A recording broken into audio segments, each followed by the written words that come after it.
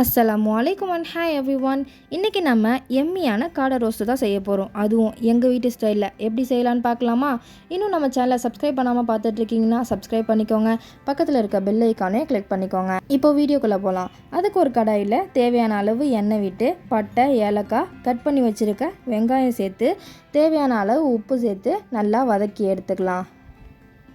இப்போது வெங்காயம் நல்லா வதங்கினதும் நம்ம கட் பண்ணி வச்சுருக்க தக்காளி சேர்த்து 2 மினிட்ஸ்க்கு மூடி போட்டு நல்லா வதக்கி எடுத்துக்கலாம். வெங்காயம் தக்காளி நல்லா வதங்கினதும் இஞ்சி பூண்டு பேஸ்ட்டு சேர்த்துடலாம். நெக்ஸ்ட் நம்ம எடுத்து வச்சுருக்க காடை சேர்த்து கலந்து விட்டுடலாம்.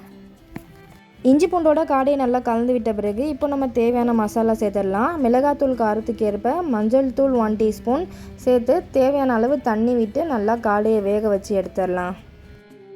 இப்போது காடை நல்லா வெந்ததும் 1/2 டீஸ்பூன் மல்லித்தூள், 1/2 டீஸ்பூன் மிளகுத்தூள், அரைச்சி வச்சுருக்க தேங்காய் சேர்த்து 2 மினிட்ஸ்க்கு கொதி விட்டு இறக்கி சர்வ் பண்ணிடலாம். ரொம்பவும் சிம்பிளாக எம்மியான காடை ரோஸ்ட் ரெடி. நீங்கள் இந்த ரெசிபியை ட்ரை பண்ணி பார்த்துட்டு எப்படி வந்துச்சுன்னு கமெண்ட் பண்ணுங்கள். இந்த வீடியோ உங்களுக்கு பிடிச்சிருந்தா லைக் பண்ணுங்கள், உங்கள் ஃப்ரெண்ட்ஸ்க்கெலாம் ஷேர் பண்ணுங்கள். ஆக்கிப் வைப்ஸை சப்ஸ்கிரைப் பண்ணுங்கள். அஸ்ஸலாமு அலைக்கும், பாய்.